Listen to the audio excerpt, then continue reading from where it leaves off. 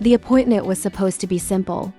Gao Tu's father, Gao Ming, had asked him to meet at a cafe near a restaurant at exactly 12:15. Gao Ming claimed he had something to give his son, and afterward, they could share a meal together. But Gao Tu had no intention of lingering. Lunch with his father would only bring discomfort. No matter how good the food might be, or how sentimental the moment could seem, he would not be able to swallow a single bite. His plan was clear. Meet, get the item, and leave immediately.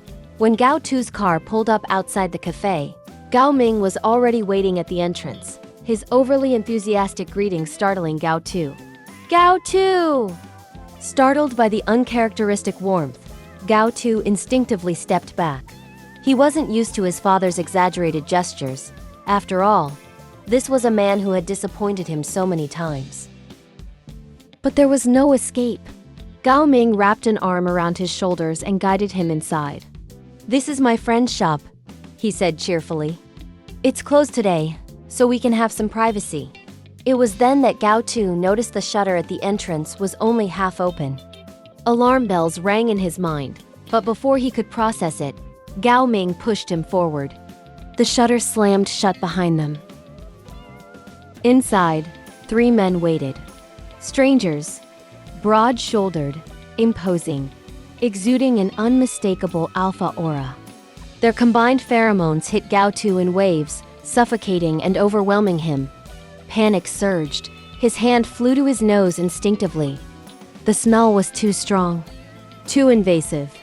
Gao Ming's cheerful expression vanished, replaced with a sharp edge. "Do you think alphas stink?" he asked coldly. "Aren't you a beta? Why are you suddenly so sensitive?" 3 alphas closed in, their presence intimidating. The scent alone made it almost impossible for Gao Tu to think clearly. Trying to steady himself, he asked, "You said you had something for me. What is it?" Gao Ming's expression flickered, a shadow crossing his face. "Oh, that... I don't think I'll give it to you anymore. First, I need to know why you resigned without a word. Why come back so suddenly?" Before Gao Tu could answer, the largest of the 3 alphas, arms covered in tattoos, spoke. His voice was sharp, cutting through the tension. "Old Gao, enough. You owe us 300,000 yuan. You said your son would pay it back. Well, here he is. But he looks sick. Think he can really pay anything?" Gao Tu's chest tightened. He turned to his father in shock. "Debt? What debt? Didn't you say you had quit gambling? Didn't you promise a normal, peaceful life?" The tattooed alpha sneered. "Don't you know your own father? He's been lying again. Let's make this simple. Your father owes us money. Will you pay?" Even the calmest person would snap under such circumstances. Gao Tu's anger surged. "I don't have any money. Go ask whoever actually owes you." The alpha's grin turned cruel. "So I came all this way for nothing? You think I'll listen to reason?" Gao Tu's voice rose, trembling with a mix of fear and fury. "Reason?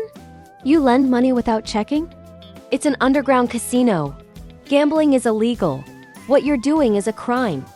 The tattooed alpha laughed loudly, a sound filled with menace. "You know the law, huh?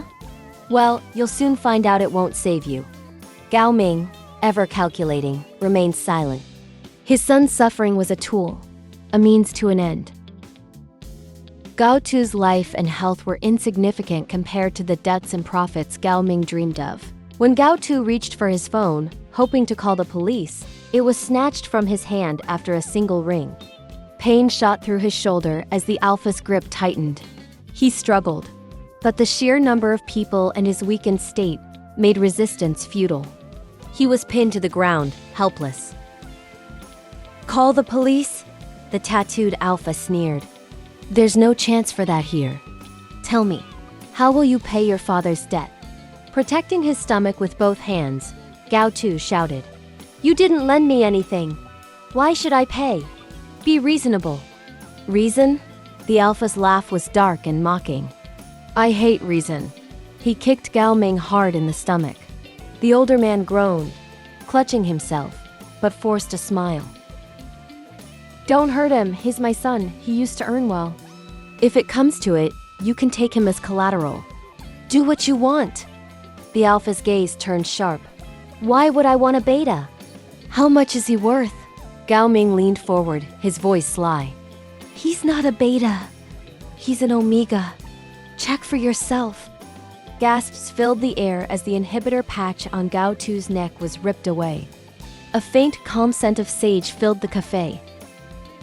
The tattooed alpha's eyes gleamed. An omega, with a patch. A rare find!